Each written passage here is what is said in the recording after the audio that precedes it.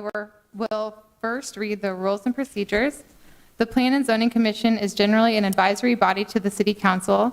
The City Council will hold a public hearing and make the final decision on all matters before the Commission other than site plans and subdivision plats unless denials or conditional approvals thereof are appealed. Please contact the City Clerk or Development Services Department staff for details on council hearings. Applicant will be given 10 minutes to present the request. Proponents and then opponents from the public are then allowed to speak in that order with a maximum allowed of 5 minutes. Applicant is then allowed 5 minutes for rebuttal. The hearing will then be closed and the Commission will discuss and vote on the issue. All comments are to be germane to the item under consideration, and speakers are to maintain a courteous manner. Items listed on the consent portion of the agenda will not be individually discussed and will be considered for approval in accordance with the recommendation in the staff report unless an individual present or member of the Commission requests that the item be removed from the consent agenda and considered separately under the public hearing agenda. Do I have a motion to approve the minutes of the September 15th, 2022 meeting? Todd? I move approval. Thank you, Todd. All in favor, please raise your right hand.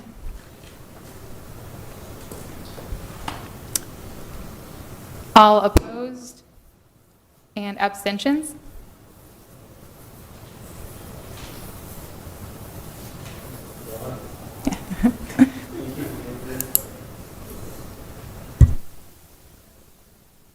All right, thank you.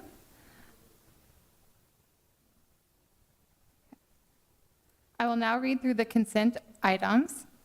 Item number 1, a request from 13th and Mulberry LLC, represented by Byron Shoppersman, regarding the vacation of air and subsurface rights of way adjoining 1321 Mulberry within 13th Street, Falcon Drive, Mulberry Street, and a north-south alleyway. Is there anyone on the Commission who wishes to hear this item? Anyone in the public? Number 1 will remain on consent. Item number 2, a request from Central Iowa Shelter and Services, represented by Melissa O'Neill, for review and approval of a public hearing site plan Cis Agri-Hood for the property at 1420 Mulberry Street, and for the following type 2 design alternatives, 1 through 4. Is there anyone on the Commission who wishes to hear this item? Anyone in the public? Number 2 will remain on consent. Number 3, a request from Block 39 LLC, represented by Kathy Fairman, for review and approval of a public hearing site plan Block 39 commercial development for property in the vicinity of 3901 Ingersoll Ave for the following type 2 design alternatives, A and B. Is there anyone on the Commission who wishes to hear this item? Yes. Number 3 will be a part of the public hearing. Number 4, a request from Legacy 515 LLC, represented by Zach Vanderpleg, for vacation of an undeveloped segments of right-of-way in the vicinity of Southwest 17th Street and County Line Road, including segments perpendicular to and to the west of Southwest 17th Street and an undeveloped segment of Southwest 14th Street. Is there anyone on the Commission who wishes to hear this item? Anyone in the public? Number 4 will remain on consent. Number 5, a request from Legacy 515 LLC, represented by Zach Vanderpleg, for the following regarding several parcels located in the vicinity of County Line Road, A through D. Is there anyone on the Commission who wishes to hear this item? Anyone in the public? Number 5 will remain on consent. Number 6, there has been a request for a continuance until October 20th. I will read it really quickly. A request from Eastgate Plaza LLC, represented by Norman Weinstein, for review and approval of an 8th amendment to the Eastgate Plaza PUD conceptual plan on the property of 1514 East Euclid Ave to allow car wash use. Do I have a motion to move, to continue that till October 20th? Thank you, Chris. I move to continue. All in favor, please raise your right hand. Thank you. So for the consent agenda, I have number 1, 2, 4, and 5. Do I have a motion to move consent? Thank you, Dory. All in favor, please raise your right hand.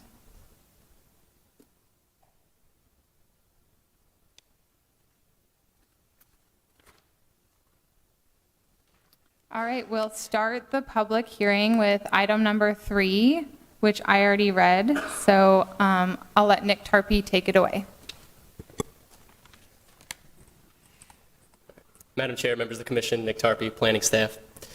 So this development, there's about 4 parcels at the corner at 39th and Ingersoll. Basically what they're proposing to do, it's a redevelopment. So I don't know if people have been around in the neighborhood a little bit, but there are a couple structures that were there, are currently demolished, and they're basically redeveloping the site, putting 2 new structures on the property. So I'll kind of walk through that, and then I'll walk through the design alternatives as well. So here's just an aerial of the site, shows kind of the immediate context here. Right now, the site is composed of 4 parcels. It's really being treated as one development site right here at the corner at 39th and then Ingersoll. Digging into some of the site plan here. So here's the existing conditions. This is what the site previously had been composed of. Had a 1-story office building that was occupying more towards the corner, and then there was a residence that had been converted to more of a retail type occupancy that had been situated just to the west of that with some parking in the back and a drive aisle as well. So digging into the layout plan, these are broken up, so I'll probably toggle back and forth between what's proposed here. So this is the northern portion of the site. They're proposing a community garden basically to supplement some of the other site's operations. I'll dig into that a little bit. And then parking is being located in the rear with the drive aisle off of 39th Street. And then here's the frontage along Ingersoll. So this building here that's occupying the corner, it's proposed to be a restaurant type use. So that is what the garden that I showed you in the previous slide would be used for. Basically the owners and the applicants have indicated that they would like to use a lot of the items that are grown in the garden as kind of like a farm-to-table concept for the restaurant that would be located here on the corner. So that's, if you're trying to visualize what kind of use is going to be going in there, that's what that would be. And then just to the west there, this is a commercial building. The tenant is really unspecified at this time, but it would be more of like a retail type occupancy is what we've been told by the applicants. And then a drive aisle coming off of Ingersoll would basically split the buildings. Also of note, the Ingersoll Streetscape project that has been ongoing for a long time along a lot of sections of Ingersoll. A lot of that was just recently completed through here, so there is a sidewalk and a cycle track as well that were just completed, and that basically as part of the site improvements, the applicants aren't really proposing to modify any of those elements. They're really going to try to keep the existing condition as it looks like today. So here's just that same view, but just with some landscaping overlaid with that, so you can see the landscaping plan that's proposed. Streetscape to comply with the Ingersoll Streetscape standards, so a lot of you might be familiar with the tree beds and things like that that are associated with that. So that's what's being proposed here. Here's a floor plan of what's proposed. So this is that restaurant building that I was talking about that's going to be occupying the corner. So you can see how they would like to lay that out internally. Roof plan of that same building. And here's some elevations. Oh, excuse me. So here's some elevations. Zoom in a little bit so we can get a little bit of a closer look at that. So I'll look at these renderings that probably give the clearest picture of maybe what's proposed. So you can see this is looking from the southwest. So this is like that drive aisle that splits the 2 buildings that are proposed. This is the entrance here. So this is part of their design alternative relief that we'll dig into a little bit more. But where my cursor is hovering, that's really where the main entrance is going to go. They're proposing basically like a solarium type structure is the best word I can use to describe that. So a pretty highly transparent facade that's going to wrap the corner. And engage with the Ingersoll frontage here. And then here, where my cursor is now, this is the west elevation, so this is where that drive aisle is. So you can see this front is like more of a sitting area for the actual dining, and then in the back is more of a true back of house area with a different programming element in there. So that's where they'll be doing a lot of their food prep. So you can see there's a transition there between the 2 building styles. Just some more perspectives here. So this elevation here, this is if you're standing on Ingersoll and you're looking just north into the building. So that's what this would indicate here. And then this is the other building that's proposed. So this is that commercial building that's going to be, or that would be proposed to be located just to the west. As you can see, it's one story. It's a relatively small building. It's got one entrance. It's designed to be a single tenant type building.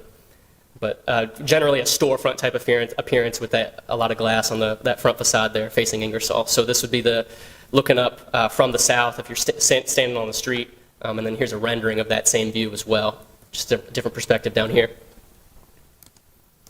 So digging into the staff report, just to rehash the design alternatives that were requested. So the first one was for the location of the principal entrance. So per code, it has to be located on that primary frontage facade, so on Ingersoll Avenue. They've requested a waiver of that to have it be located on that west side that I pointed out earlier, coming off of the drive aisle. As staff, we looked at that. We did have a lot of discussions with the applicant. We had a lot of internal discussions. With the drive aisle being oriented as it is, and some of the other elements that they provided with the building, so that solarium element that's really going to wrap a lot of glazing that's facing Ingersoll, as well as kind of a beefed up wayfinding element that's really going to lead you from Ingersoll to that main entrance, kind of playing off with that existing drive aisle that's there. Staff, we thought it was appropriate that that relief would be sought. And then the other design alternative that is up for debate tonight is the building height. So the building just to the west of the proposed restaurant, so that one-story commercial-type building in an RX2 zoning district, the minimum height is actually 2 stories. They're proposing a building that's 1 story. Staff, we looked at that. We looked at the surrounding context. We thought it was relatively appropriate, and we note that it's really a key part of that corridor. There's a lot of 1-story commercial buildings along Ingersoll, so we felt it was appropriate to grant that relief in that way. And then in addition as well, one of the things I did want to point out is that the building that's going to be placed on the corner, that restaurant-style building, that's going to have some element of verticality to it, so that would give the site some massing that really had not existed previously, a little bit closer to the street. So we thought it met the intent in that way. This is the notification map of all the notices that were sent out to surrounding property owners. Didn't get any formal comment cards back or anything. Did get a phone call and a follow-up email this morning from a neighbor. So I'll let this hang for a little bit, and I'll zoom in case anyone wants to read what the neighbor and I talked about and some of his concerns.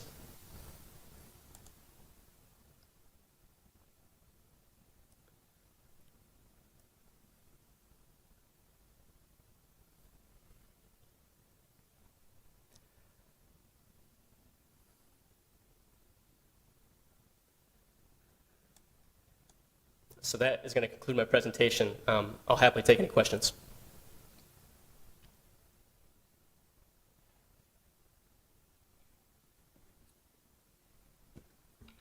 The garden that's on there, sorry, this curiosity, with the garden that's on there, would its use fall under 134.371, 2, or 3? Like if you're just on its own, like what would you consider that use back there, and what's most relevant? It's a community garden use is what we would call it, so it would be allowed as like an accessory use to the restaurant and the other uses that are on the site. So would that be falling under 134.371 then? I don't know the exact code section number necessarily. I think that the difference is that this is an accessory use to the commercial versus a standalone community garden Correct. on a parcel. It's the standards we have in the code that I think you're getting at, the fencing and those things, those are to address a principal use when the community garden is the only use on the property. This would be considered accessory to the restaurant, so we wouldn't necessarily review their proposal against that. Does Okay. that make sense?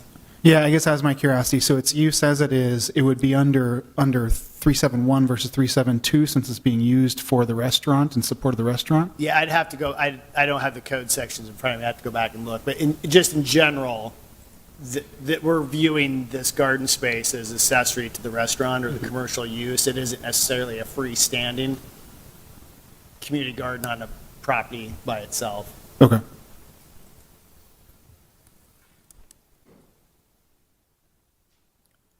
Any other questions? This is a question I do have. It has nothing to do with the zoning and so forth. It has to do with the name of the property. Oak Park.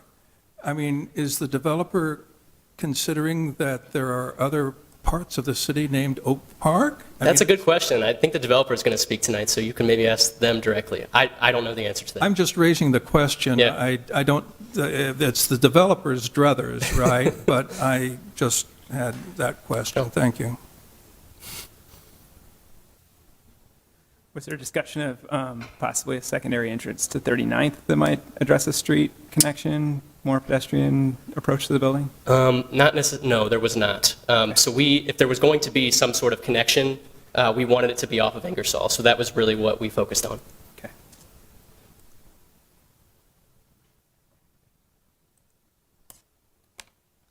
All right, thanks, Nick. Is the applicant present? You can come up. You have 10 minutes. Please state your name, address, and then sign in when you're finished. My name is Kathy Furman, and my address is 4000 Ingersoll Avenue, Unit 303. Thank you very much for the opportunity to present tonight and for your consideration of our request. I'm going to turn it over to Brad Hartman, the project architect, to answer any questions that you might have. Sounds good. And does this work? Or do you even need this, Brad? Yeah, we can switch to the document camera if you need it. Just let us know. Yeah, I'm Brad Hartman, Hartman Tribe Architecture, 1011 Locust, Temple for Performing Arts. And yeah, here to answer any questions you may have.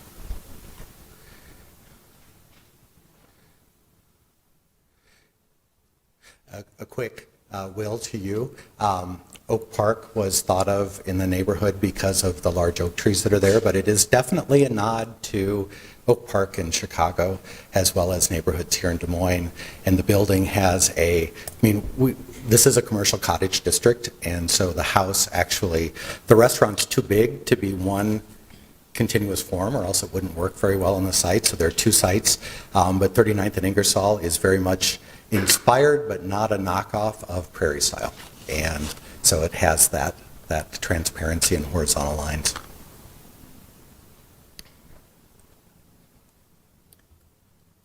Are there other questions? I think the most important topic that I wanted to discuss was just the possibility of pedestrian entry off of at least one of the streetscapes to address that code and maybe not need to ask for that waiver. I mean, the concept's great.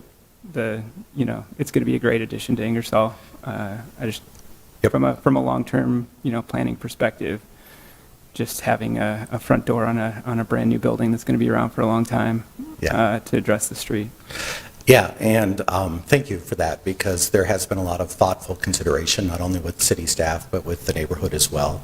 And with the developed walkway going down to the side, I mean, we're challenged in Des Moines because we want to have street connectivity, but we also are a car city. And one of the really great things about Ingersoll is that it can be both in a way. And so this project is blessed with the ability to have more parking than most projects do on Ingersoll. And so we've put the parking where we think is appropriate, but also we all know restaurants that have back doors that wind up being the front door because everybody parks. And so this really does, we feel, have its equity to both sides. It has a beautiful streetscaped area with paved pavers and plantings that go all the way to Ingersoll and the glass area. And I mean, this is sort of overly historic in a way, but Prairie-style houses often don't have doors on the front street. They are often on the side if you look at the Roby House and all of that. So, like, we're not replicating historicism, but we're also being very respectful of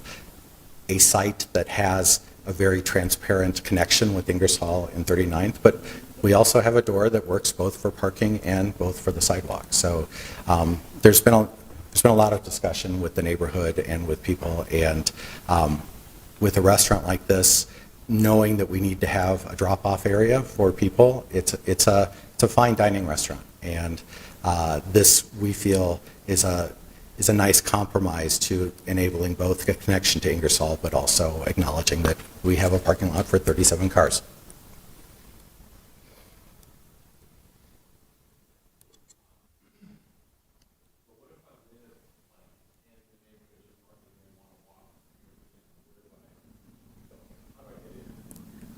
Right. So you actually get in off Ingersoll and you walk down the sidewalk to the front door of the restaurant. And it's very well lit and highly landscaped and really an appropriate pedestrian experience going in. And at the front door, there's also a really beautiful patio.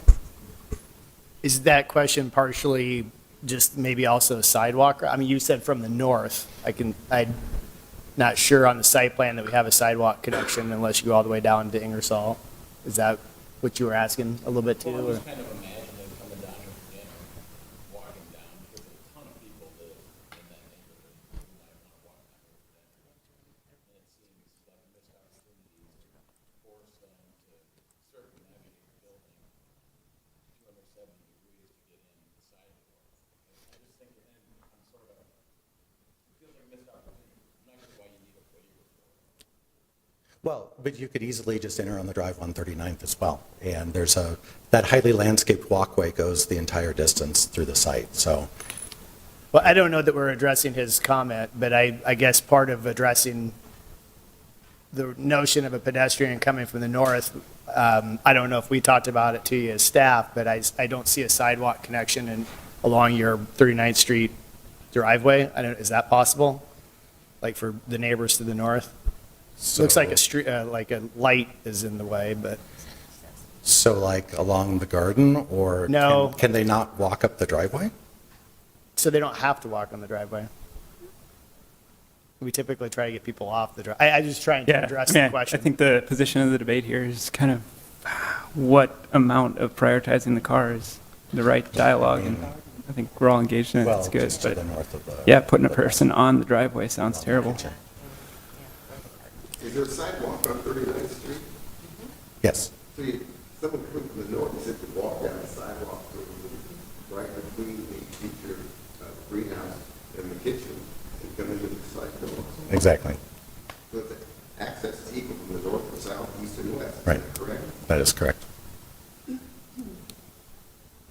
But there's not a sidewalk into the site, sorry, you were good one. No, I'm just saying that right now, unless you want to, you can come through the driveway, but there's not a sidewalk on the 39th. Yep.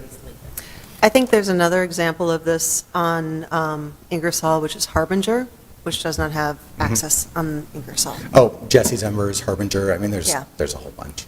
We're trying to not be like that and have a more pedestrian-oriented access to it, so you don't go through like Jesse's Embers, and nothing wrong with Jesse's, but you do go through the back door, and a dong and lots of other places.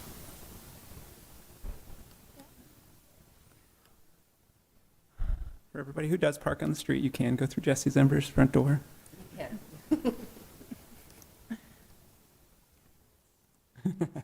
Are there any other questions? I guess I'm confused by Francis's comment because now I guess I don't understand. So if you're coming down 39th, right? And obviously putting a pedestrian on a driveway is, I think to paraphrase, a terrible idea. I agree with that, right? Where do you enter the restaurant from 39th Street on here? Because I think I agree with Jason. There's no sidewalk connection, unless I'm misunderstanding this picture, to the sidewalk along the north of the building by the kitchen.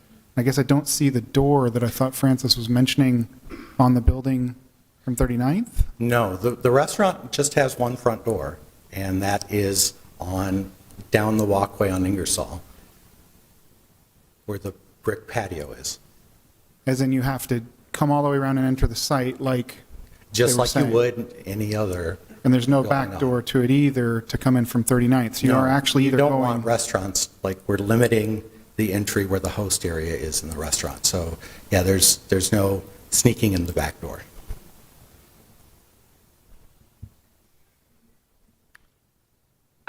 Again, addressing the sort of the sidewalk for 39th Street, I assume that's a cement sidewalk on the immediate north end of the kitchen. Yes. Wouldn't it be possible to just extend that to the street sidewalk? It is. We have a 5-foot elevation change, so actually that sidewalk there is elevated, but we could easily have an inclined sidewalk where you see that grass area there. Okay. I mean, I feel like that would be the easiest solution to keep people off the Sure. the driveway and still not have them have to completely go around the entire building from the north, because there's a pretty big neighborhood there to the north, and a lot of them, walk a lot, so, yeah.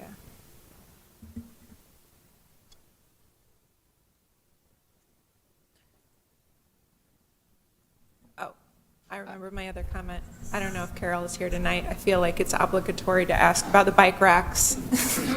Yes, we actually have more bike racks than required, so. Thanks for asking, Abby. All right. If there's no other questions, I'll ask you to sit and we'll hear from the public. Okay. Is there anyone here to speak in favor of this project? Anyone here to speak in opposition? Oh, are you in favor?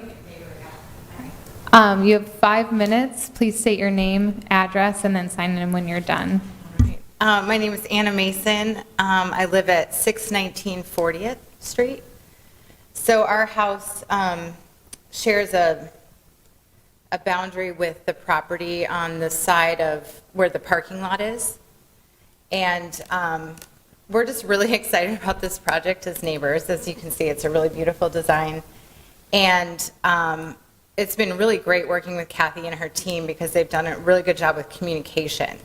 So right off the bat, we were able to attend a meeting and express some of our concerns that some of you have raised, but a lot of the neighborhood had some concerns about traffic flow. And we really appreciate the design of having just one entrance and one exit. And that's going to keep a lot of traffic away from our neighborhood and keep it on Ingersoll, which I think will be really beneficial for people that do like to walk and for walkability. Additionally, no one's really brought this up, but the one-story design I think is really beautiful.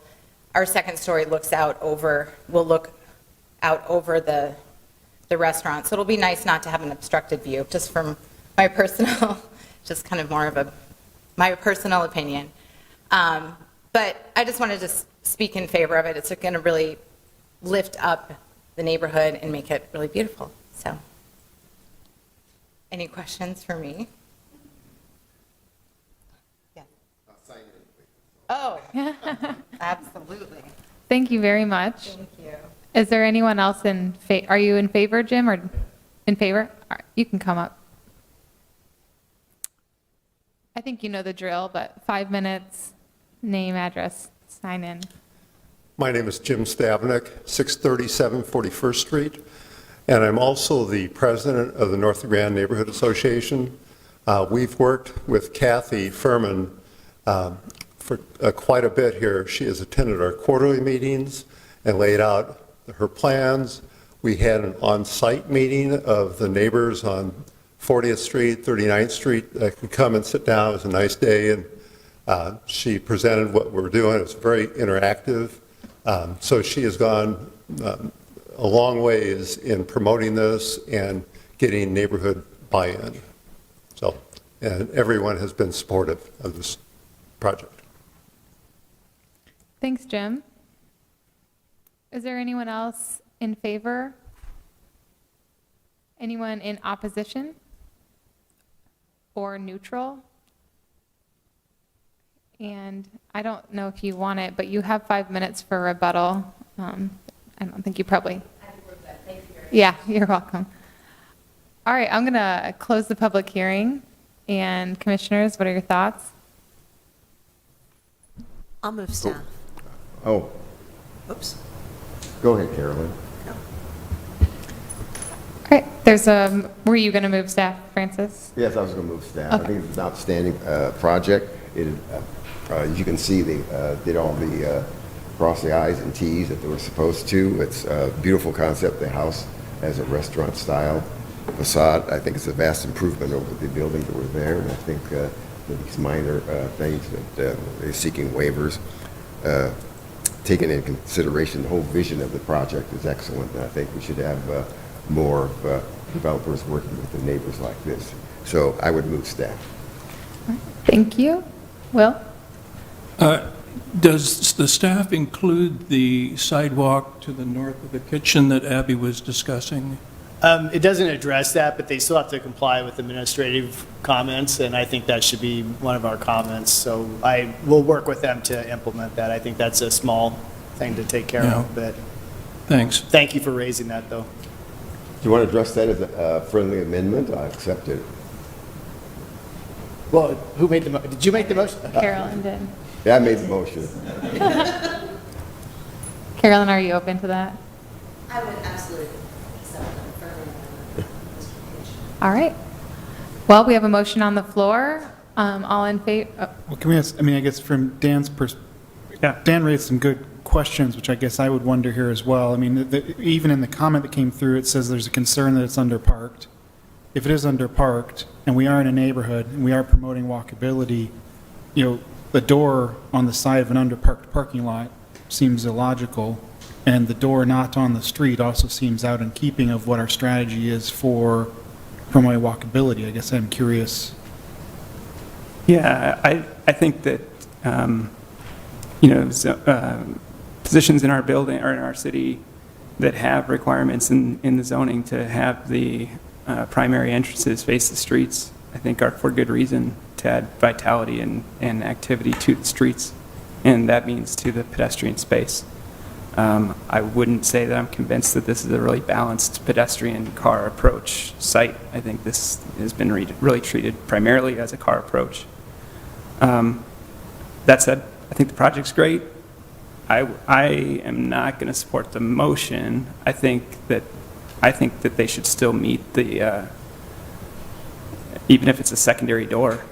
I guess what I would be open to is if the secondary door was facing 39th, which I think staff wasn't supportive of originally, but that might work in their plan, that everything could open up to the hostess stand from both sides. But yeah, I won't be supporting it. I think we should still require a street-facing entry in some way, and not just, paths. I struggle with the street entrance for the same reasons that they already said, which is that no one uses them. I know there's an entrance to Jesse's Embers from the front, but I've never seen anyone go in the front. Same with Adong and other restaurants. Even Eatery A is like, the entrance is like on the side, and then you come from behind a lot because you're parking back there. So it does seem to be keeping with the rest of the restaurants in the area.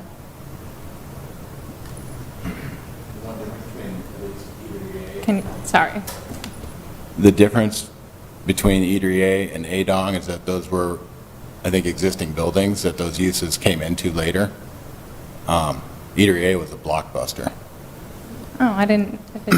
And Before my time. And so this is a brand-new building that they can do anything they want with. And I have walked to Jesse's Embers because I've worked at 37th and Ingersoll, so I'd walk down to Jesse's sometimes, and I've walked to Adong too, and gone in the south door. So at least one person has used those doors. I was going to say, I want to vote for front door of Adong's and Eatery A. Done both of them. Not just the Ember, though. Sorry about it. Well, Yeah. I don't think Harbinger can, but Yeah. it depends what the front door is on Harbinger, because can't- the side door is, the walking on 28th is a street door. I mean, that is the point. You're not entering the parking lot to Harbinger. You're entering on 28th. Yeah, and I think, but the experience we're trying to drive, especially in neighborhoods like this, is a pedestrian streetscape experience. And so giving priorities to back parking lots really defeats that and takes all those pedestrians off the street that might linger and go to another shop or something. And that's really what the rich, pedestrian experience is that we're all going for. So that's why I think this shouldn't be waived wholly. Again, I'm kind of open to some flexibility to it, but I don't think it should be waived. I agree 100% with Dan and the fact that this is a new build, and it's a great project. But if we don't get a pedestrian entry in the most walkable neighborhood in our city, we're not going to get it anywhere else. So I will also be in opposition of just a complete waiver of that front entrance. Well, we do have a motion, so I think we should vote on it.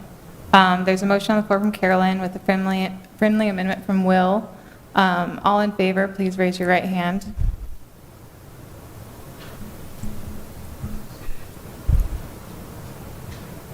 All opposed?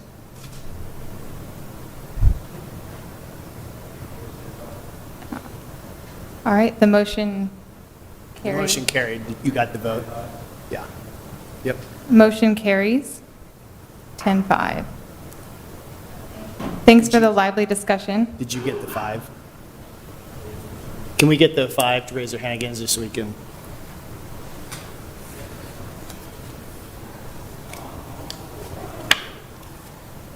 We were not trying to put you guys in the spot. There's just less names with 5. Yeah. Thank you. All right, the next item is item number 7. It's a request from Pridecraft Custom Homes, represented by Jason Duran, for review and approval of a public hearing site plan and for type 2 design alternatives for property at 2518 Capitol Ave to allow construction of a House C building type home in N3C neighborhood district with an attached garage entrance on the front facade, where garage entrance is only allowed on the side or rear facade. And she's going to be presenting. Thank you, Madam Chair. Sreyashi Chakraborty, planning staff. The item before you for consideration is a request for a type 2 design alternative for a residential property at 2518 Capitol Avenue. The property is located just east of the intersection of East 25th Street and Capitol. And you can see it's a couple undeveloped lots that have been combined for this particular proposal. I have some pictures here that gives you an idea about the character of the neighborhood, and then I will be talking about the specific design alternative request from the applicant. So this is Capitol Avenue. It has brick streets, the single-family housing, N3C zoning district designation. The garages are all to the back of the houses, with most of them access off of the alley. So I'm going to go through a few drawings here that was provided by the applicant. The applicant has proposed an attached one-car garage with an entrance from the front facade. So as per the zoning district and N3C designation, the applicant is using the House C building type, which only allows entrance to the garages from the side or the rear. So the design alternative request is to allow the attached garage with the entrance on the front facade.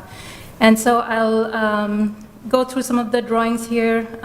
This is the floor plan, elevations, some of the sections, and the site plan, and we can come back to any of these as we talk about this. So this property is in the Fairground neighborhood district. I talked a little bit about the character of the area. It's predominantly single-family housing. The garages are all set back, and most of them have access off of the alleys. And so those are some of the criteria that staff used while reviewing this type 2 design alternative request. The proposed dwelling unit is about 1221 square feet. The attached garage is about 288 square feet with a door that's 9 feet by 8 feet. So that takes up about 27% of the front facade of the garage. The primary criteria that staff used for reviewing this request was that what the applicant is proposing does not fit very well with the neighborhood character. One of the things that we look at is whether 50% of the developed lots within the 250 feet of the subject property are designed and constructed consistently with the request design alternative. And if we go back to the aerial, I can zoom in a little bit so you can see the houses in the vicinity. There's not one single house that has an attached garage with the front facade. There's a fully functional alley here at the back, and so it's easy to get access. There are some houses that do have driveways off of the street, however, the garages are set back. So that is the primary criteria that staff used for reviewing this particular design alternative, and staff is recommending denial of the design alternative of allowing the attached garage with the front facade where only side and rear entrance is allowed. We did not receive any comment cards back. However, we did receive a couple letters. This letter was sent to us by the former owners of the property. They are in support of the applicant's design alternative request. And I can zoom in a little bit for you to read. We received another letter which came in from 4 residents in the immediate vicinity of the property. Their names and addresses are right here. You can see they're all on Capitol Avenue. They are in opposition of this requested design alternative, and they are in support of staff recommendation. And if you can read through this, you'll see that their primary concern is the same as what staff has, that what the applicant is proposing in terms of design and the character does not fit with what's around in the neighborhood, and therefore they are requesting to the commission that they do not approve this request.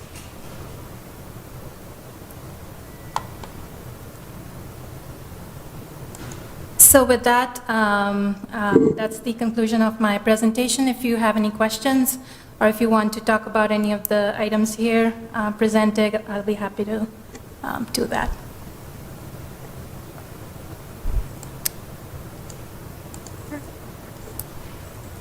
All right, thanks, Shoshi. Is the applicant present? Please come up. You have 10 minutes, name, address, and sign in when you're finished. Jason Duran with Pridecraft Custom Homes. Address is 1004 Northeast 19th Street in Grimes. I originally started off proposing on this lot at actually a little bit bigger house with a 2-car garage. Then I started doing my research on the market values in this neighborhood and other houses in this neighborhood, and I come to the realization that a house of that magnitude would not be able to be sold in this neighborhood for the value of what it should be. Building houses in the city of Des Moines on infill lots is a big challenge for builders. And it's something that, as a builder, from my point of view, I do look at the neighborhood, I do try to comply and fit in, but I also need to be able to build a house in a neighborhood that people want. And that is a big, huge factor on my point. And I do understand you guys want builders to build houses in there that you guys want. But the thing is that it all really comes down to the buyer, of what the buyer is willing to pay for. This neighborhood here is actually a little bit lower neighborhood values than what I traditionally build in. So I went to another plan that I built several times before and had good luck on selling it. 1-car garage, 1,211 square feet, very nice plan, 3 bedrooms, 2 full baths, very nice house. I built several times before and always had good luck on selling it. I really honestly feel that if I try to build a house with the garage entrance in the alleyway on a new construction house, that is not going to be well received. It's something that is going to be an enormous risk for me to undertake in this neighborhood to try to build a house like that. And it's something that more than likely I probably wouldn't even make any money on. I'd probably lose money on something like that because people who buy a new construction house, they don't want to go through an alleyway to get to their new construction house. Now, with all these houses in the existing neighborhood, yes, I do agree that it's typical in this neighborhood for all these other houses that are built, 80, 90 years ago like that. But times have changed, and people do not find that as a normal standard in a new construction house.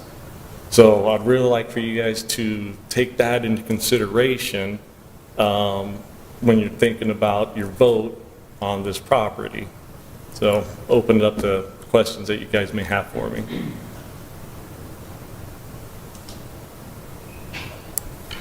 I'm curious on the sellability of using an alleyway. Is there a reference to the research that the alleyway isn't used, or any other surveying done that shows that people won't use a usable alleyway when the rest of the neighborhood is? Basically, the main thing I did is I'm also a realtor, and I looked on the MLS, and you can see houses that are the same square footages that have different sales values. In a large part, in my opinion, in my opinion, I think it's a large part because of that. So, yeah, there's not been any formal focus groups or anything like that that have come out and said that in this neighborhood that is particularly something that they do or don't look for new construction, because new construction is not typical in this neighborhood. The only new construction houses in this neighborhood was about 5 blocks down, built 2 years ago. It was a 2-story house with a 2-car garage that faced the street. That's the only new construction I can find in this neighborhood.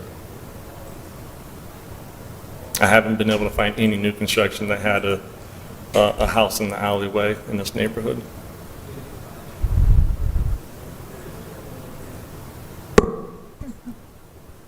I have a question about the possibility of reversing the garage so it could be accessed from the alley as opposed to from the street but still be attached to the house. Well, yeah, there's always a plan you can come up with an alley entrance for the garage. On this particular plan, it'd be pretty difficult, I think. But there could be totally, completely different floor plan that could be come up that would accommodate that. Yeah. My thing on myself is that for my risk, I think it's too much of a risk for me to take on building a new construction house in this neighborhood with an entrance in the alleyway. Then alternatively, there was a concern from at least 4 neighbors in the area about Capitol Avenue. It's one of the very few brick streets remaining in the city today. There's another one there, Des Moines Street, and residents are quite legitimately proud of the brick street. And just as an editorial comment, it does keep the traffic speed down because sometimes they're not, as amenable to speeding anyway. That notwithstanding, if we were to approve this application, what kind of assurances could you give to the neighbors that the brick street, the integrity of the brick street would not be negatively impacted? Well, from the overhead picture on here, you can see that there are other houses that do have their driveway going into the brick street. So I'd be in line with all the other neighbors that do have their driveways going into the brick street. One of the things, though, too, is that in building a lot like this, you have to bring the water and sewer in from the street, which is below Capitol Avenue. So I talked to my plumber that does that. And so what he told me he does is that the section of Capitol Avenue that he has to remove, he actually picks those bricks up and takes it back to his shop so nobody steals them on the curb. And then when he's all done, he'll bring the bricks back and then put the bricks back in place. So it would be something that during the process, we would have to remove some of the bricks from Capitol Avenue to access the city's infrastructure, but those bricks will be put back in place. Would you be willing to put that into the application then? Yes, yes. Thank you.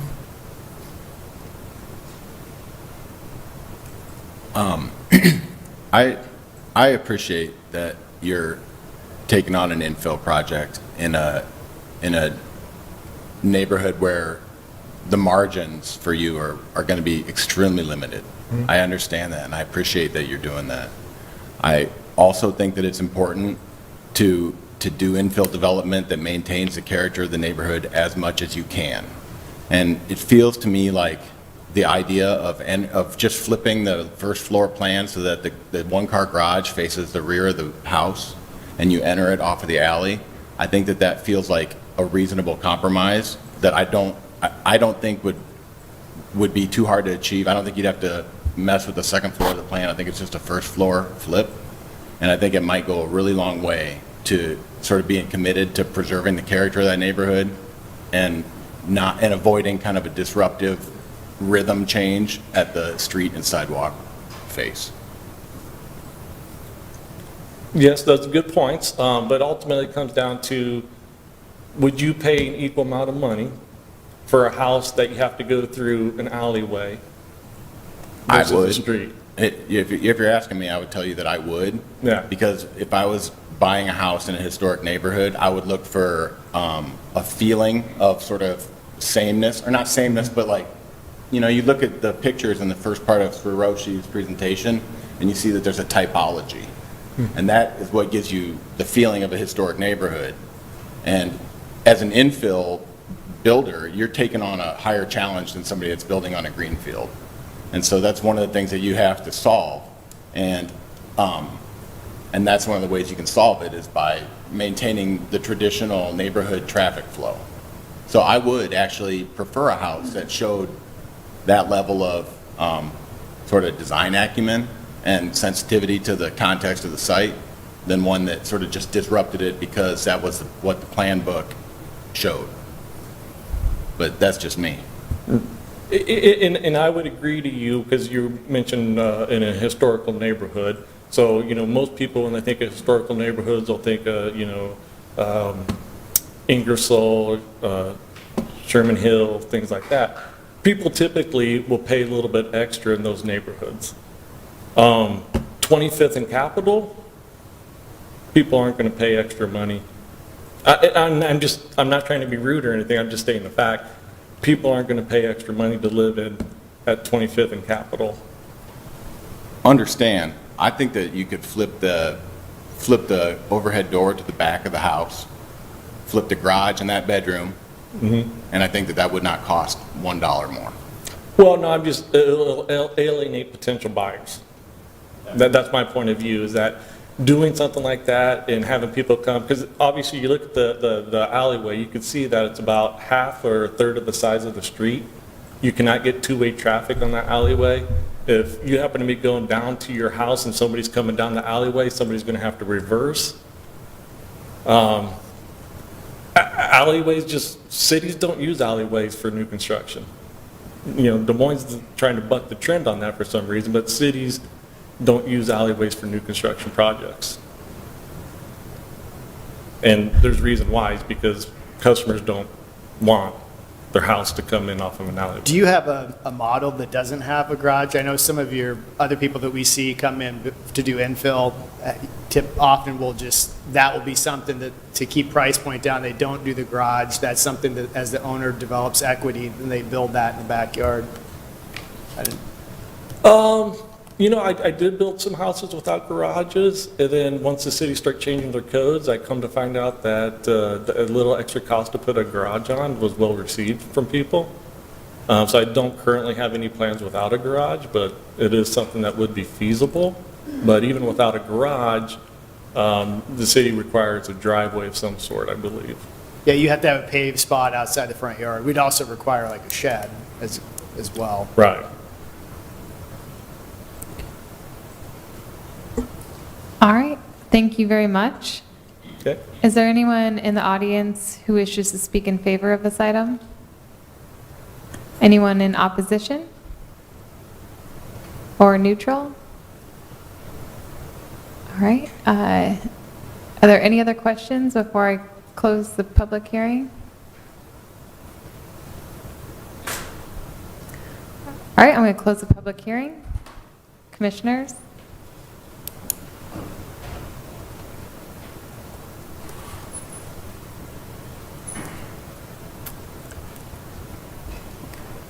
I'll move staff. Thanks, Johnny. Johnny has moved staff. All in favor, please raise your right. Good, could I ask a Yeah, question? yeah. The applicant agreed about if there were the plumbing changes that were needed, that would be included in the application to ensure that that was done both correctly with the original pavers, and that the engineering department would approve the removal and Yeah, I think that he would- reinstallation. Even if he didn't want to, I think he's obligated to put the brick back in and maintain the bricks, because the city's actually been spending money on brick streets, maybe not to this one yet, if you were out there and it's rough, but we would expect that to go back in, regardless of whatever the motion is. All right, Johnny moves staff. All in favor, please raise your right hand. Motion carries. Thank you. Number 8, a request from 1200 KOA LLC, represented by Mike Durkane, for review and approval of a public hearing site plan KO Townhomes for property at 1200 KOA for the following Type 2 design alternatives, A through G, and Nick will be presenting. Awesome. Madam Chair, members of the commission, Nick Tarpey, planning staff. So as you can see, we do have a full slate of design alternatives here, so I'll try to break it up a little bit in the presentation. Hopefully you don't get lost in it, so try to follow along. If this address does look familiar, it's because it is. So there was a rezoning request that was in front of this board back in June. So you probably were shown an initial concept at that time. What's shown here is relatively similar to that. There's a little bit of changes, so I'll try to walk you through that as well. But zoning history of the site, it was zoned MX2, so like a mixed use type of zoning district. The rezoning was to DXR, which is like a downtown, adjacent downtown kind of district that's really heavily promoting residential style development that does allow row home style development. So that's what's being proposed here. So I'll walk you through that. So here's just an aerial of the site here. It's really an oddly shaped site, and that's going to come up a little bit tonight as we just talk about the site and the layout and things like that. So we got Keogh, that is really forming the northeastern border of the site. We have 12th Street, and then that slip lane comes down here to Center Street. We have Oak Ridge and Sherman Hill, that's where my cursor is off the screen. We got Methodist Hospital Complex that's just to the south. The core downtown area is about a quarter mile or so, roughly, to the southeast. And then if you head up Keogh, that gets you to 235. There's the Come and Go that's there. You get up to Drake eventually. So just trying to set that context a little bit of where we're at. Here's a site photo. This was taken about a week ago. So in the previous image, you did see that there was a building there, a large paved lot. That has since been removed. So currently the site is vacant. It's undeveloped. So this is what it looks like currently. This is from the south. So this is at the corner of Keogh and 12th. Looking to the south, you see the Methodist Hospital in the back. And then here's kind of an up above view from the hill that's adjacent to Methodist Hospital, and we're looking north now. So you can see basically an aerial of the site. You can see some of the development context that's just to the north of this site. See the streets bounding the site in. You can also see some of the grade change a little bit as well. Something I do want to point out is this development here. This is the City View 34 Townhomes project. I think that you can draw a lot of parallels to what is being proposed at this site to this one. They're not exactly the same. But I think that might come up a little bit in some of the discussion tonight, so I did want to point that out a little bit. So here's a layout plan. We'll be coming back to this sheet a lot, but just a crux of what's being proposed here. There's 7 buildings, buildings ranging from 4 units all the way up to 7 units. So you can see that there are 4 buildings that would be fronting the public street frontages, as well as Building F that would also have a unit that would front the street. That would be Center Street in the southwestern corner of the site. So all of the units would have 2-car garages that would be accessed internally, so there are no garages that would be accessed from any of the streets. And this is a private street network, so it's not a public street network. It's really private drives. They're narrower than a traditional public street. So I'm going to walk through a few of the site sheets here. just a landscaping sheet for reference. I know a lot of times people like to look at that to see maybe after some of the landscaping has been added, what is this going to look like? Class A sidewalk is required to be installed. This is a development in DX zoning district, so when we talk about Class A sidewalk, that means with the tree beds, the street trees, things like that, the hardscape that's from the curb through the right-of-way. So that is something that's required, that they will be required to install as part of this. And you can see some of the private green spaces as well that are internal to the site. One thing I did want to point out too, and I'll go back a couple slides here, there is a fence that's proposed to basically enclose the property. That's one of the design alternatives that's on the docket tonight. If you follow my cursor here, you'll see the outline of the fence. So this is a 6-foot tall fence that's really going to enclose the buildings and enclose the site. So we'll talk about that in more detail later, but it is a key site element I did want to bring up. So here are some renderings of what we got proposed. So these aren't like the detailed elevations, but these are some of the just general views of what some of the entryways are going to look like. So these units that you're looking at here, these are the ones that are internal to the site, so they're not facing a public street. And then these are the units that would be actually facing the public streets, so on that 12th Street frontage and then also on the Keogh frontage as well. Here's some floor plans, so I did want to dig into that. There's really the crux of it is there's really two floor plans that are proposed. We have a floor plan that's really for the units that are going to be interior to the site, not facing those public streets, so they have their own floor plan. And so that's what we're looking at here. So just to break it down, so this, if you can see my cursor where it's outlined here, so this is that ground floor, that garage floor. So we do have the garages that dominate the bottom floor here. And then behind that is a den area, like a study type space. As you transition up, you have bedroom areas, and then on the 3rd floor is some living areas, so like kitchen, living room, things like that. And then they are proposing to have rooftop spaces that will be accessed by the residents. So these are for all the units that are internal to the site. So just to rehash that again, that would be Building E, Building F, Building G internally here. So all of those are proposed to have the same layout. And then there's a different layout for these ones that are facing the street. I'm about to walk through that. And so that would be this one that we're looking at here. So here's your front stoop, your front entryway. We got your den space in the front, got the garage behind it, which is access from that private drive. Here's that 2nd floor with a pretty similar layout with the bedrooms and the bathroom space. And then on the 3rd floor, we've got the living room and the kitchen, and then that rooftop space as well. So relatively similar in terms of their layouts, but the big thing is the orientation of that garage. So it's flipped for the units that are internal versus the units that are going to be fronting the street frontages. Here's some elevations. So I didn't post them all to the presentation because they do kind of get redundant. They are pretty much the same. I did want to draw attention to this one right here. So this is Building F. If you recall, this is the building that is going to be basically perpendicular to Center Street. So this Building F Unit 1 is bearing the brunt of 2 of the design alternative requests that are in play tonight. So 2 of the design alternative requests specifically involve this facade here.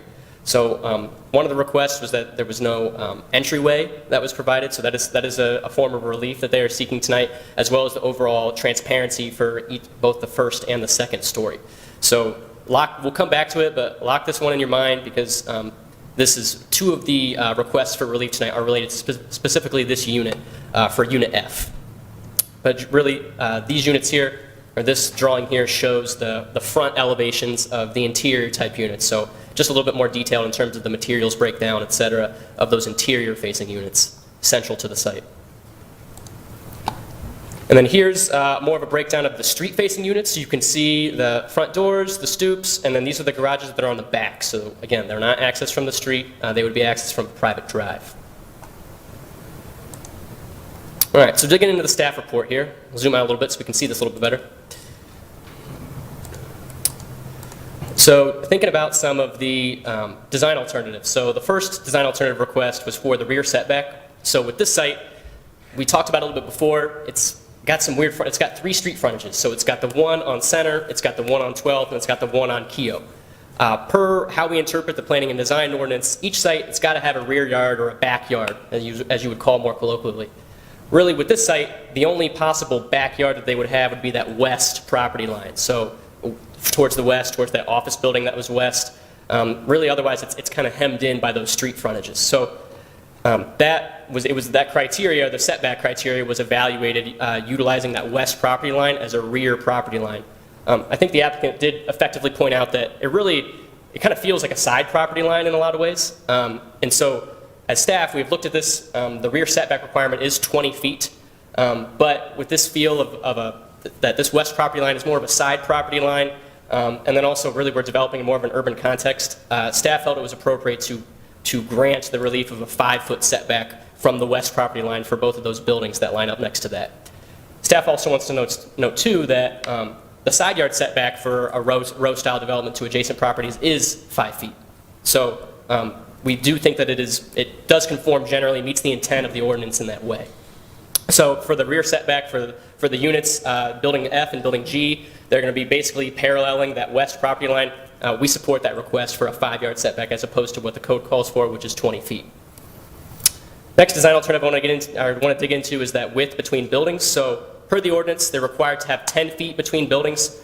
There's a couple of buildings that are spaced about 5.5 feet apart, so they're not really able to get kind of an administrative recourse with that, so they did have to request that waiver of that. First thing that we wanted to note with that is that that 5.5-foot separation, it does meet building and fire code requirements, so there's not really like a life safety issue. When they're applying for permits later on, there's not really going to be an issue with that. Per the residential code for the row housing typology, it does meet those separation requirements. So as staff, we thought that was appropriate to grant that relief in that way. And then also, too, something that I think our ordinance really encourages is that we really encourage to maximize that primary frontage coverage. And so spacing those units closer together does set a little bit more of an edge along the street frontages. And so if they were spaced farther apart, you lose a little bit of that element. And so we were supportive of that. So we were supportive of that request for the spacing of the units to be less than 10 feet.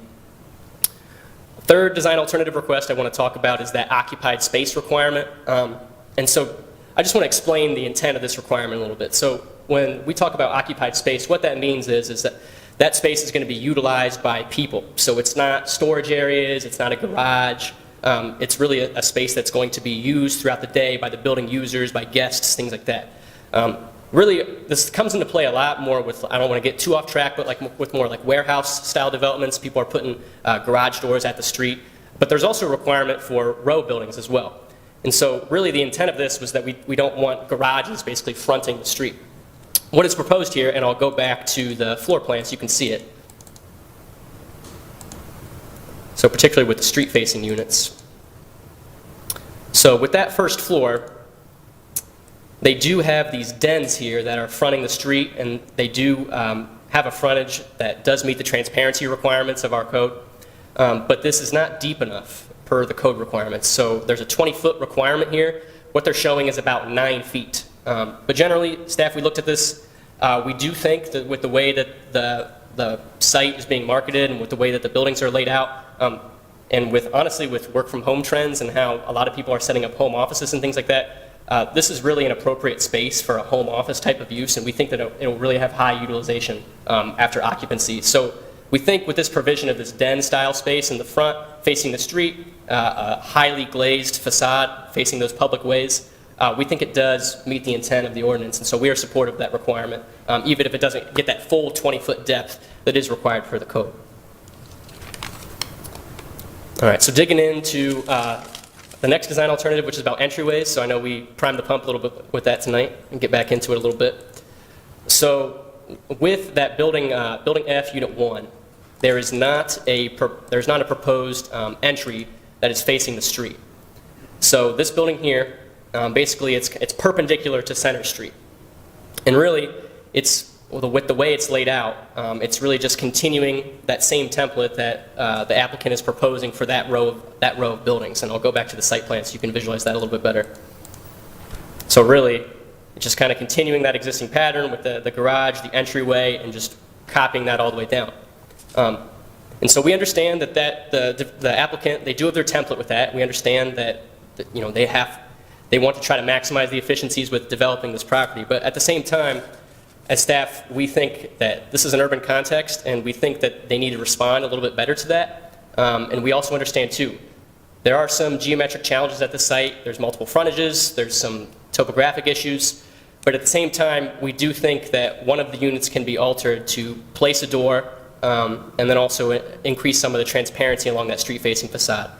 Really, and we talked a lot about entrances tonight, so we don't have to beat that horse, but really the point of that entryway requirement along a street is to really foster some type of physical engagement or a physical connection between the building users and the occupants and the public realm.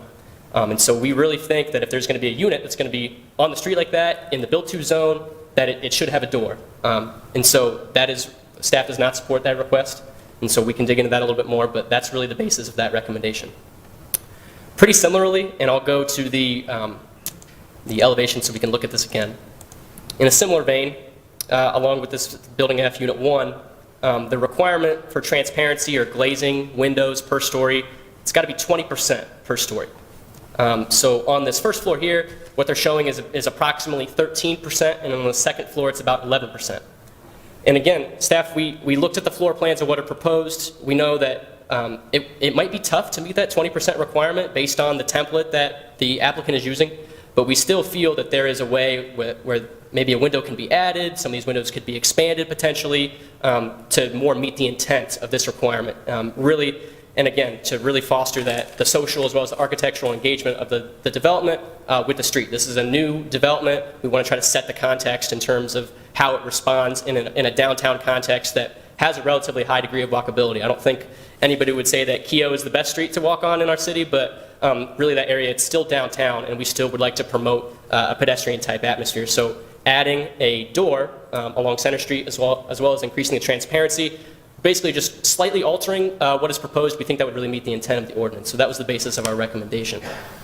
And then particularly with the door piece, I did want to show some examples of other developments that are recent or downtown adjacent that really illustrate this point and were able to meet the intent of the requirement. So right here, this is the, So this is the Pinnacle on Fleur development. It's not really a downtown context, but it is a new development that has recently come in the last couple of years. And and it's kind of tough to see, so I'll zoom in a little bit. So it's a row style development, and they are proposing kind of similar to this site. They've got the main street here, and then they have an internal street network. This is set a little bit further back off the street, but with these units that really are functionally oriented towards the interior of the site, they were still able to provide a door that would be facing Fleur Drive. So kind of laid out very similar to what we're looking at now. So I did want to point out that example. Other example I did want to use is something a little bit more recent. So this is the site plan we're looking at here. This is the Elevate Townhomes on Monona, near south side of downtown. Dealing with some pretty heavy grade change going up the hill. People are familiar on Monona Avenue. And so row style development again.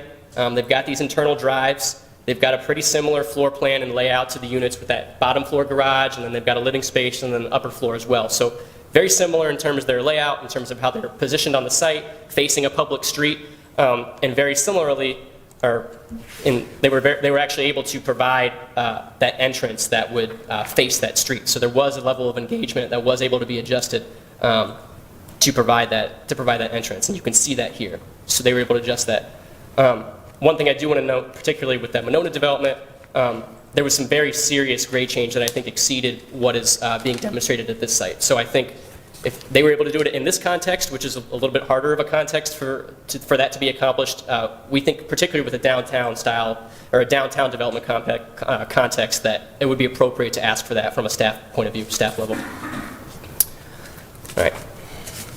So next design alternative I wanted to dig into a little bit, or actually no, I wanted to show a couple more pictures. So this is just an image.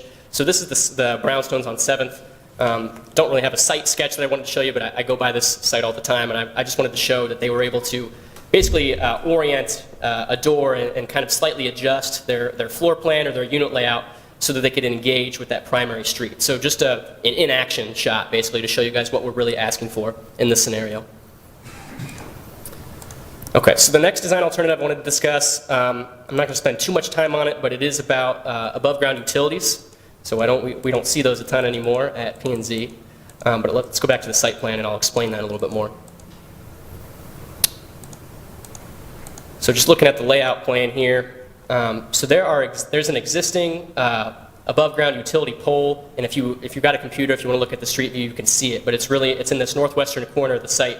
There's an existing pole, a telecommunications pedestal, and then a couple of lines that shoot off of that.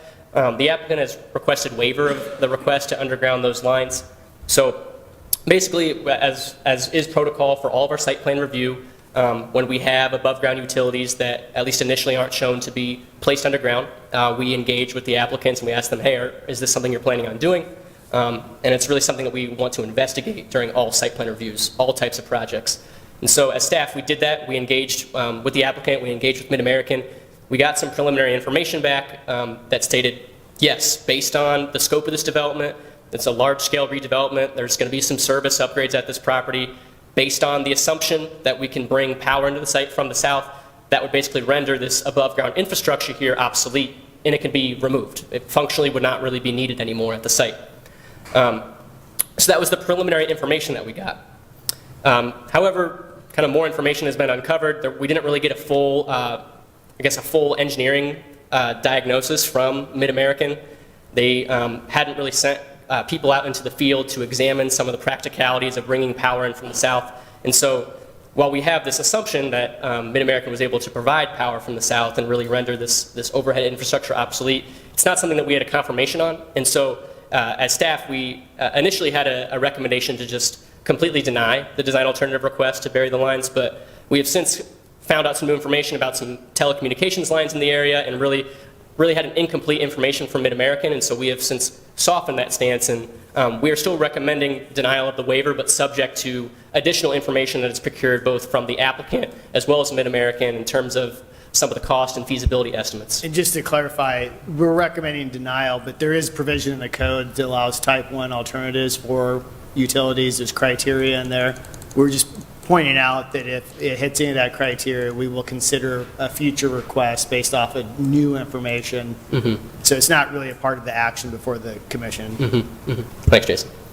And so these are the type 1 criteria that Jason was just referencing. So if you want to take a look at that, it's a host of items, such as the cost provision that I think we have talked about a lot, that 10% cost, as well as basically feasibility. So is it going to impact surrounding properties? Are we going to disrupt service? Are there physical constraints? And so based on the information that we have preliminary information that would suggest that, yeah, this is probably going to be feasible, but we don't have that wrapped up yet. And so as staff, we didn't want to make a hard and fast recommendation with that. We wanted to revise that a little bit. That was something that we felt we could be flexible with the site plan where it is right now. The last design alternative I wanted to discuss was that fence piece that I talked about initially. So if I'll go back to the site plan here and just explain this again. But what the applicants are proposing is a 6-foot tall fence that would encircle the site. So again, I'll use my cursor to really trace the path of that fence. So it starts here in that southwest corner and then is going to skip over to the east with a vehicular gate here, continue across, and then end. And then it'll start up again where the building ends and then connect to the other building, fall across here, and then ultimately point towards the northwest corner of the site and then encircle the site. So they are proposing to enclose the site. The big issue that staff has with this is that it's a 6-foot tall fence. Per the ordinance, fences in a front yard are only allowed to be 3 feet tall. As staff, we talked about this a lot, and really there was a couple different perspectives that we talked about when trying to write this recommendation or trying to write this report. I think first off, with a fence like that, with 6 feet tall, as opposed to maybe something that's a little bit more ornamental, like a 3 or a 4-foot fence, it can act more like a wall than like a fence or a landscaping feature. And given this downtown context, there's been a pretty good effort to engage with the street with a lot of these row homes. There's some unique geometries to the site that have made it hard to situate them, wrapping corners and things like that. And we've worked with the applicant to really try to hit into that. But we think that the fence is contrary to some of that, especially placing it close to the pedestrian area. It really creates kind of a wall, and it's really is not appropriate for a walkable area like downtown. This is a DX zoning district. It's got a downtown future land use plan designation. And so we don't think it's appropriate necessarily to support a 6-foot tall fence, particularly in a front yard where it would be bordering upon some pedestrian areas. And then also too, just with the precedent and contextually in terms of the fences that we have approved before, there is not really any similar type development that has a 6-foot tall fence in a front yard. And so I did want to show some examples of other fencing with downtown adjacent and row style developments that look kind of similar to what we're looking at tonight. So I'll scroll to those and we can take a look at them.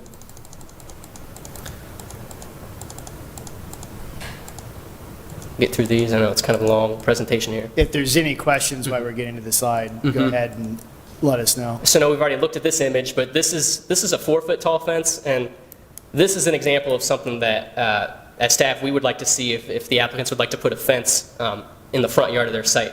I think also something to note too, I did state before the maximum per the ordinance is 3 feet, but staff, I think we've shown a willingness, we can be a little bit flexible with that. We can bump that up to 4 feet. We could approve that as a type 1 design alternative if that's, we did feel that that was appropriate. So I did want to point that out again. But this would be an example of a similar style fence that staff would support, but the 6 foot would just be too tall, particularly adjacent to pedestrian areas. Here's a fence detail that was provided by the applicant. I know I didn't point that out earlier, but just to, I guess, give you an image, it's pretty similar to the one that's shown here. It's really just 6 feet. So 72 inches, black, kind of an iron type appearance is what would be proposed. Here's a row style development on Southwest 7th as you're getting out of downtown. There's no fence that's proposed here. So I thought that was important to point out. Nick, could you go ahead and just go to the staff rec? I think they have seen it. Oh, back to the staff recommendation? Yeah, let's just close it up. Sorry. It's all right. The project immediately adjacent to the north that you referenced at one point in the presentation also has a fence. That's a 4-foot fence. I was going to show that image. Yes. So the City View development that Dan is referencing, that has a fence that encircles the site, and that's 4 feet. So that's really directly the adjacent context here. And so staff, we did consider that pretty heavily when writing this recommendation. Do you have a picture of that, Nick? I do, yep.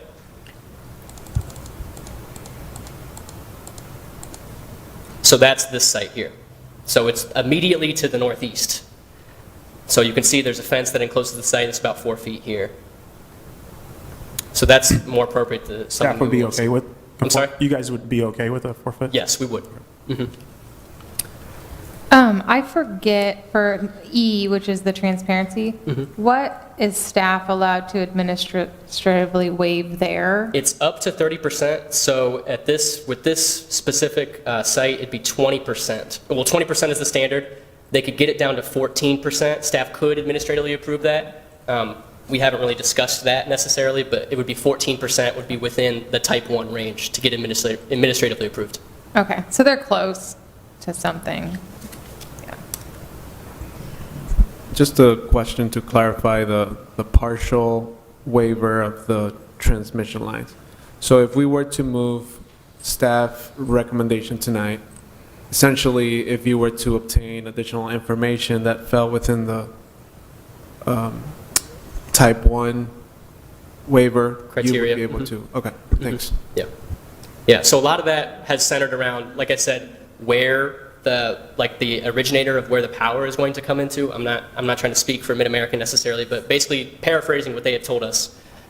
With the site, the design of the site, they have indicated that they could be able to enter the site from the south.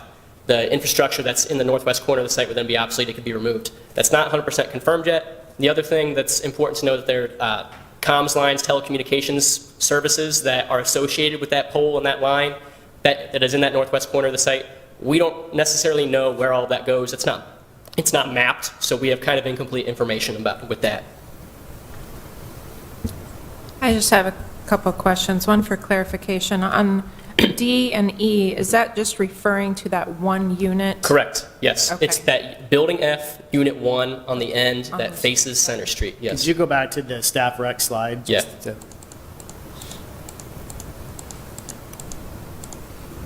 And tell me when to stop. No, you, just the actual. Oh, the action item.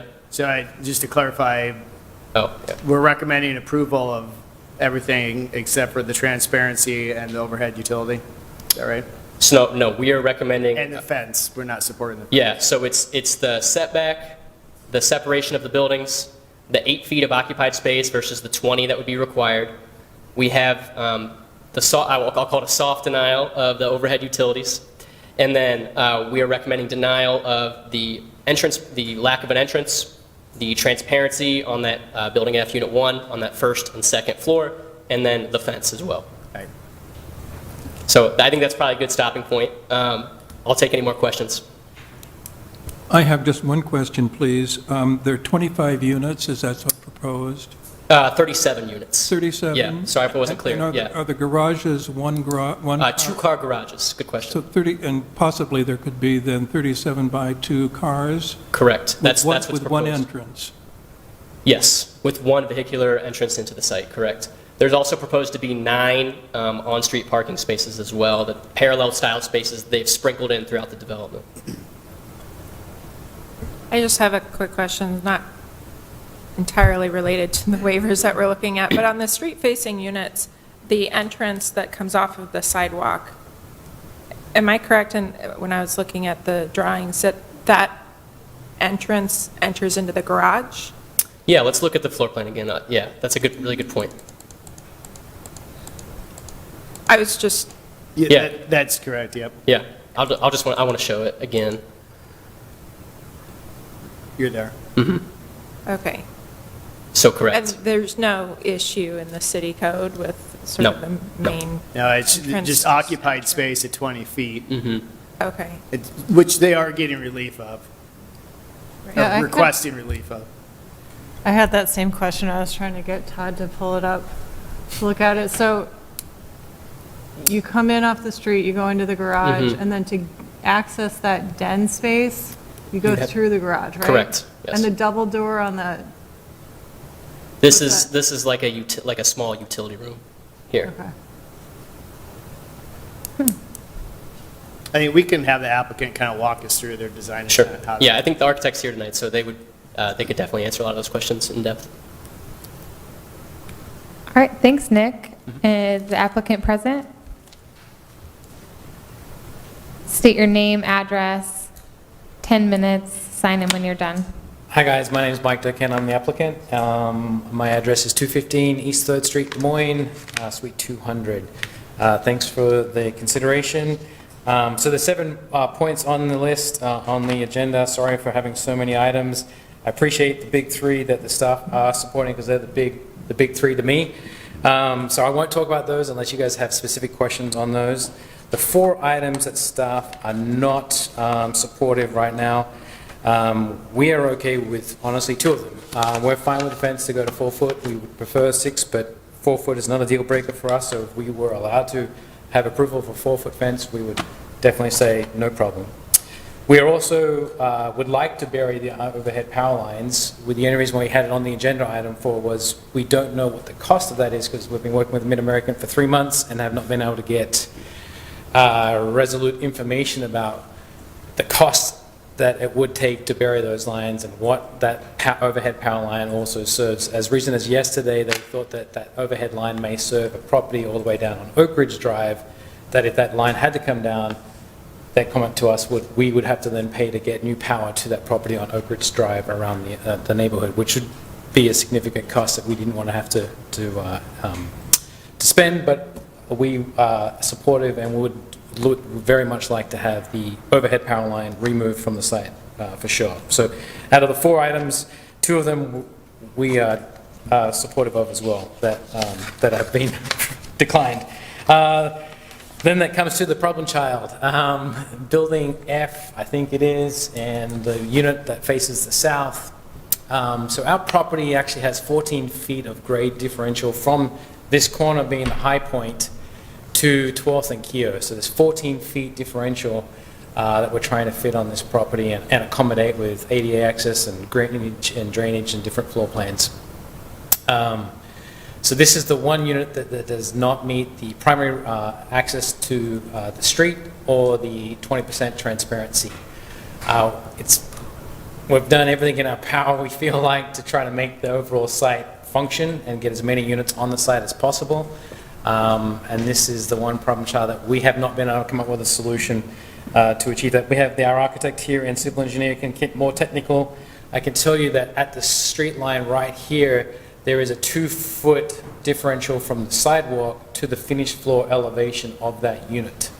So if we were to put in a door there would then need to be a retaining wall installed, and I just don't, personally, if that was my unit, I wouldn't want to have access from the street going down into a retaining wall like a window well to get into my unit.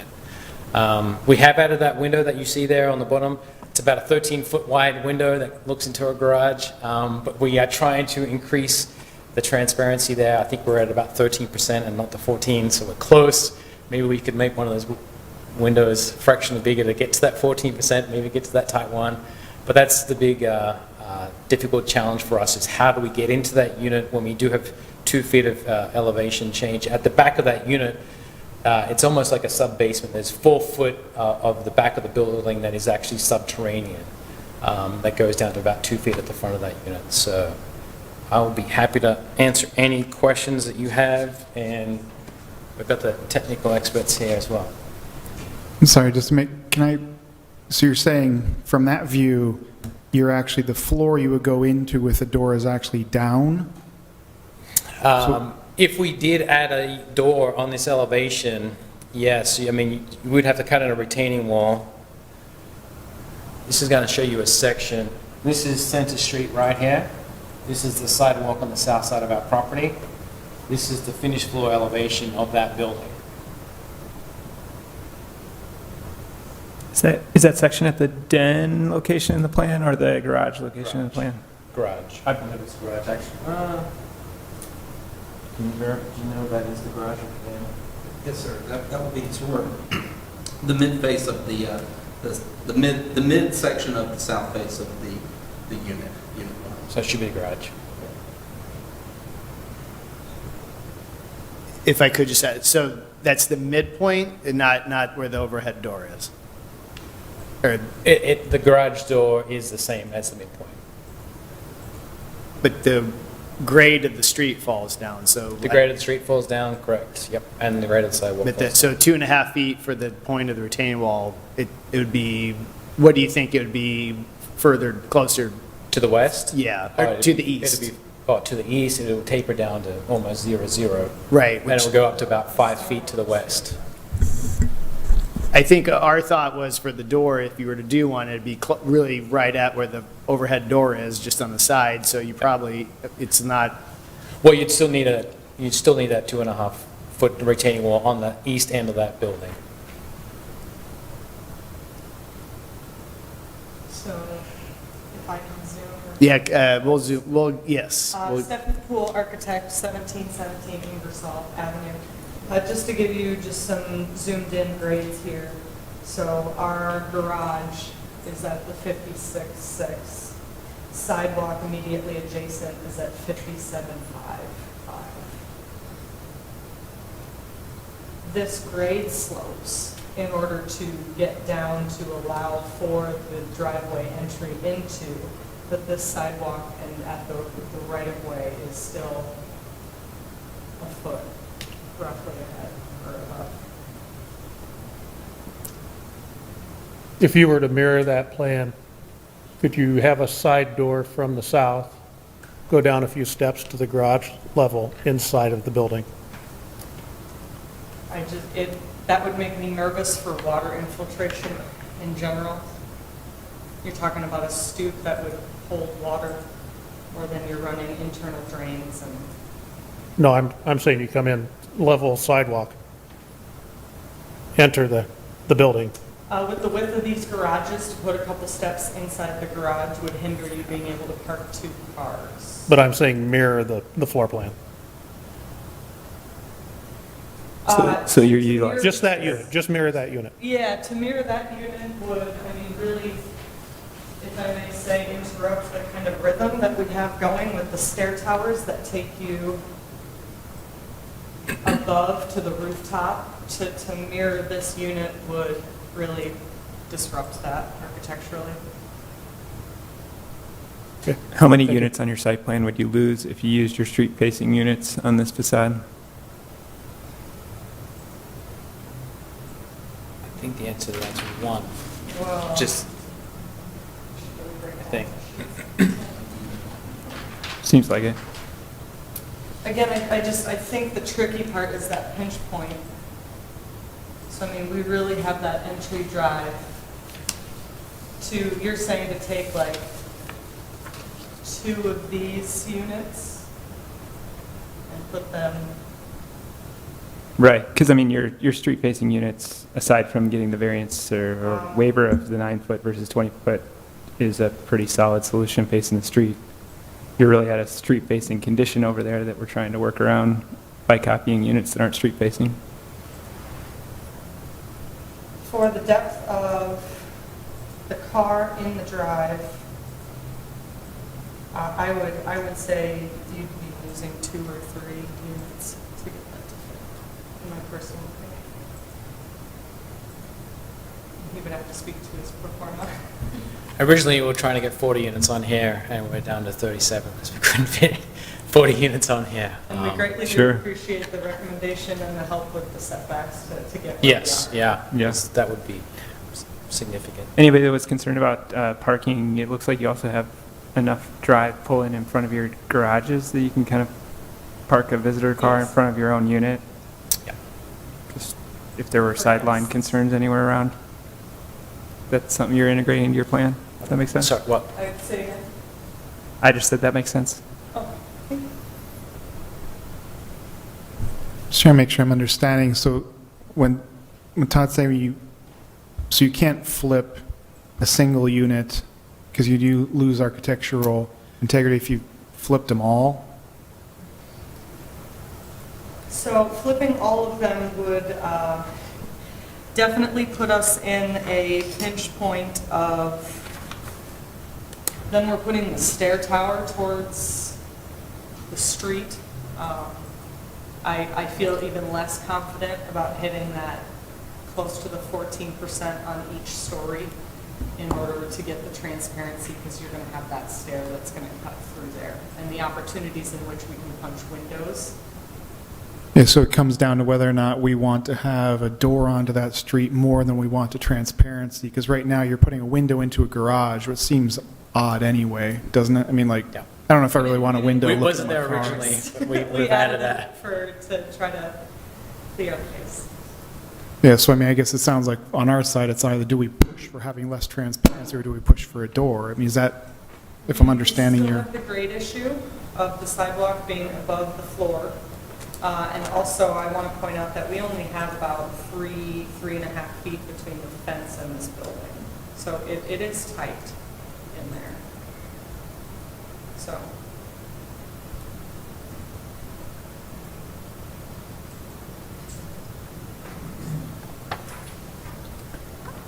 All right, are there any other questions? All right, thank you. Is there anyone in the audience that wishes to speak in favor of this item? Is anyone else here? Okay, I couldn't see, it looks like maybe someone's back there, but it's a jacket. So so I can't see it. So, all right, I'm just going to, unless anyone has any questions, I'll close the public hearing. Commissioners? I have a question for staff. I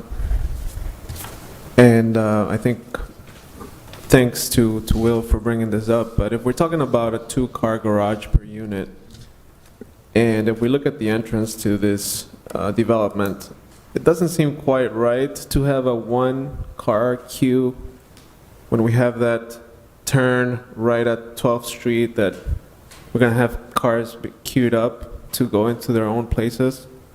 Has traffic and transportation mentioned anything about that, or does that meet the requirements for? Well, they've done their review. I assume, Nick, you can nod. Did they provide any comment on queuing at that entrance? No, they did not. That's okay. If there's a no, that's. Yeah, they didn't have any comments on circulation or queuing or anything. I think an important thing to note, this does not meet the threshold of any type of like traffic analysis too. So with the amount of units, they didn't have a concern with that. But they'll still look at the site plan for just the general layout. A traffic study wouldn't like dictate the entrance or whatever. But.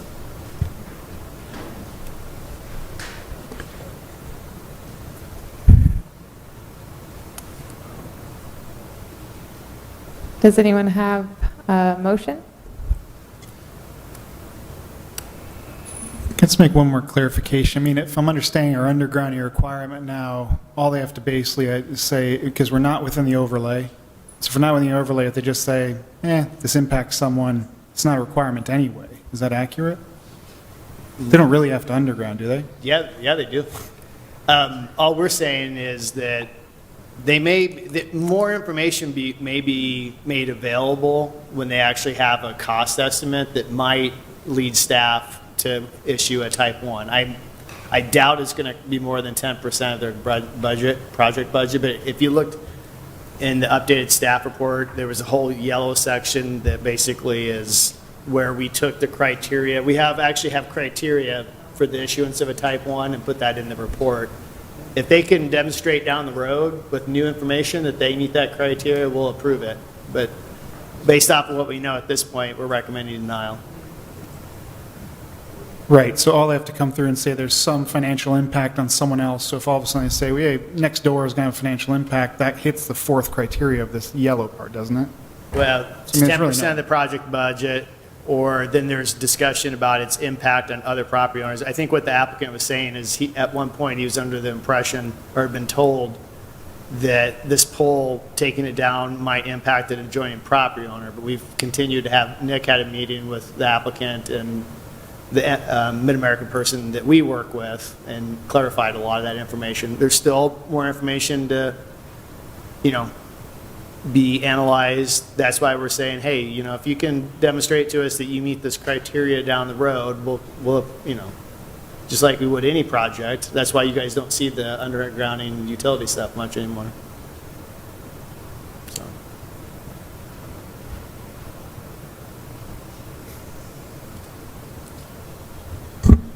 If everybody's ready, I'll move staff on this.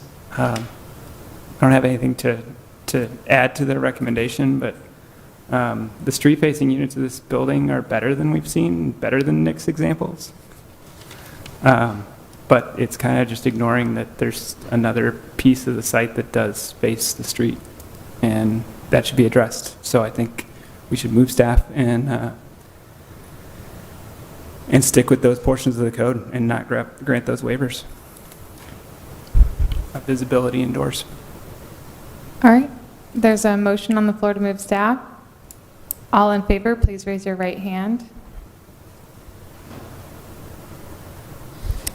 All opposed, please raise your right hand.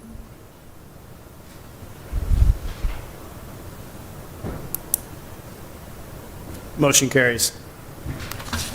All right. I do have two things to say. We're going to congratulate Tyler on his wedding. He got married in late September, so congrats.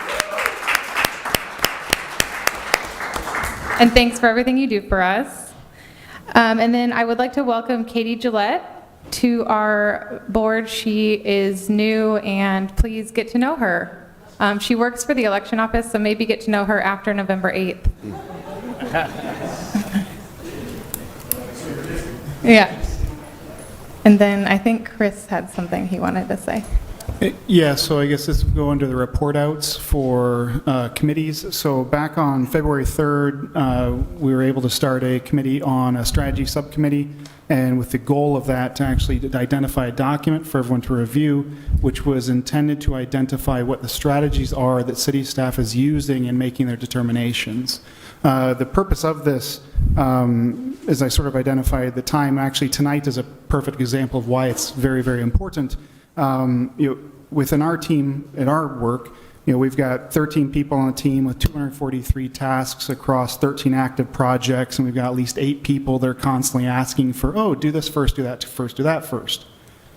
If we don't have a clear articulable strategy of what we're looking to achieve, we're going to have everyone pulled in every direction in order to help make sure individuals are able to use their time effectively and understand what is the most important thing. Understanding what our overarching organizational strategy is incredibly important. I can note it on February 3rd, it was echoing a discussion where city staff has said, hey, we've got tons of stuff. People are always saying, hey, this is most important, then this is important. We've got 50 priorities per day. In order to help us understand, or help, I guess, staff in a lot of ways know, this is what's most important, number one. this is what we're trying to achieve, number 2. And number 3, how do we actually go and develop decisions that are going to avoid anyone supporting legally arbitrary decisions?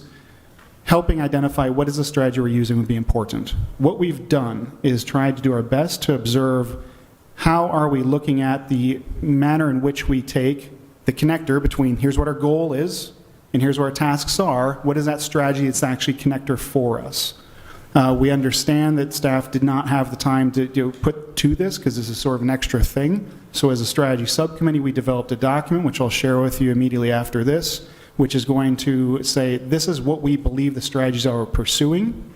With the strategies we're pursuing here, this is how we identified and prioritized the tasks that we're on. And with this, hopefully for us as plan and zoning, we can better understand what is a bigger picture of what we want to do here. So for item 3 tonight, how does approving that fit within our overarching strategy that's gotten us to the goals that are within our plan and the tasks that we have to do there? Or this number 8 here, right? I love number 8 personally. I mean, it's one of those that's it goes to our higher density strategy. It goes to a lot of the things that we're looking to achieve here. Our goal of higher density walkable communities, how we look at this is dictate how we actually plan to get there from our tasks to our goals. So we'll send out what we've written. The goal of this document, please look at it and identify whether or not you agree with it, if it's missing something, if it could be better clarified.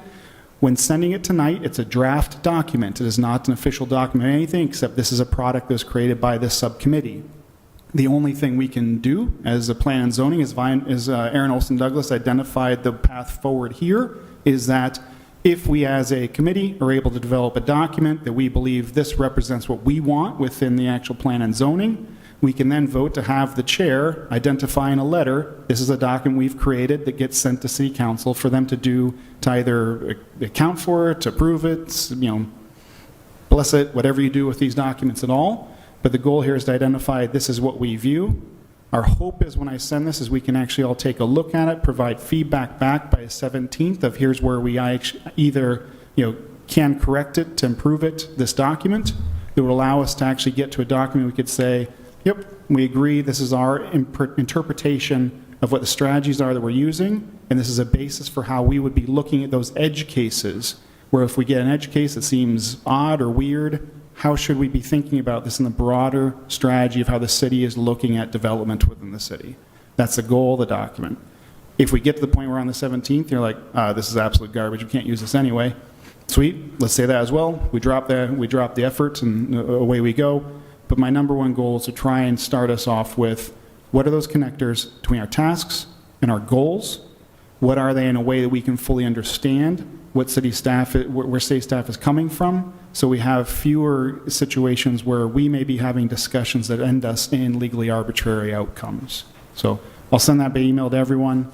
Please feel free to give a ring or any questions. But again, I've put in there some target deadlines that we'd love to hit if we can, to allow at the end of the day, the end goal is, can we have the chair, if we agree, send a letter to the city council that says this document is something that we believe reflects our understanding of the strategies being implemented at the city with respect to development.